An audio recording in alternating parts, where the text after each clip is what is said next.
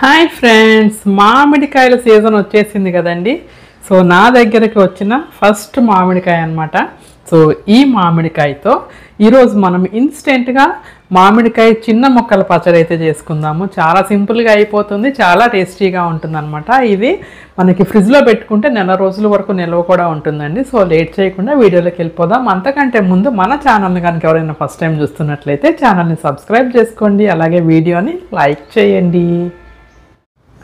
ముందైతే ఈ మామిడికాయని ఇలా తొడిమ దగ్గర కట్ చేసేసి ముక్కల్లాగా కట్ చేసుకోవాలండి.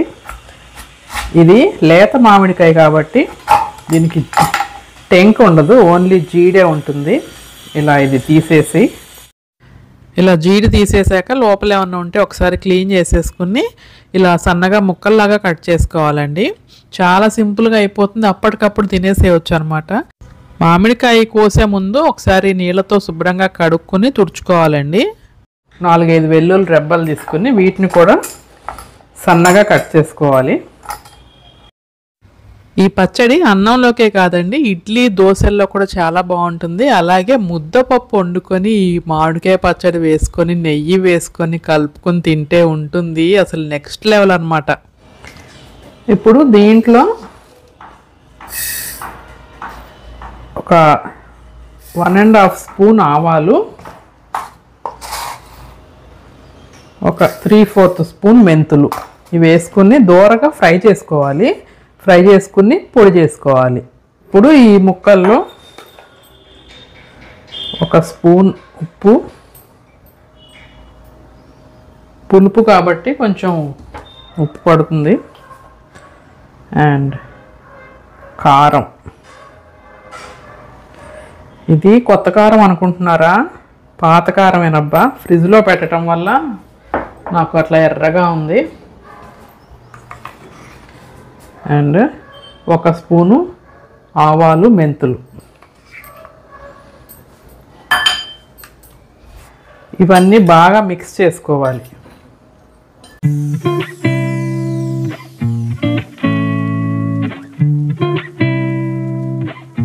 ముక్కలుగా కట్ చేసుకున్నాం కదా, ఇవి సగం దీంట్లో వేస్తున్నాను, సగం మనం తాలింపు వేసుకుంటాం కదా అప్పుడు వేసుకుందాము. పొళ్ళన్నీ బాగా మిక్స్ అయ్యాక మూత పెట్టేసి పక్కన ఉంచేద్దాము. ఈలోగా మనం తాలింపు వేసుకుందాము. ఇన్స్టెంట్ పచ్చడే కాబట్టి ఇక్కడ మీరు ఏ ఆయిల్ అయినా యూస్ చేయొచ్చు. సన్ఫ్లవర్ ఆయిల్ కానీ, నువ్వుల నూనె కానీ, వేరుశనగ నూనె కానీ ఏదైనా యూస్ చేసుకోవచ్చు. ఆయిల్ హీట్ ఎక్కాక ఇందాక మనం కట్ చేసి పెట్టుకున్న వెల్లుల్లి రెబ్బలు, అలాగే 2-3 ఎండుమిరపకాయలు తుంచేసి వేసుకుంటున్నాను. 1 స్పూన్ ఆవాలు, అండ్ ఇంగువ మాత్రం అస్సలు స్కిప్ చేయొద్దండి, ఫ్లేవర్ చాలా బాగుంటుంది. అవన్నీ ఆవాలు చిటపట్టమన్నాక కరివేపాకు కూడా వేసుకుని ఫ్రై చేసుకోవాలి.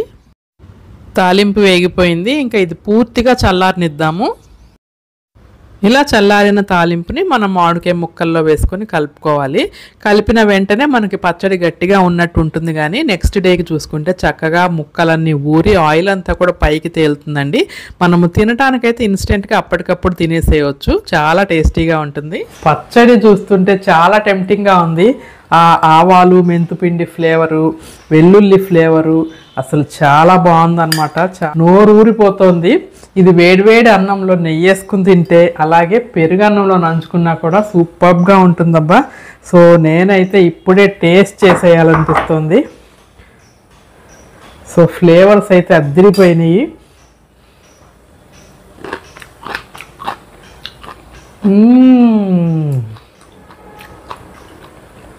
సూపర్ అంటే సూపర్ అబ్బా. ఒకసారి మీరు కూడా ట్రై చేసి ఎలా వచ్చిందో నాకు కామెంట్ చేయండి. Have a nice day, take care, bye.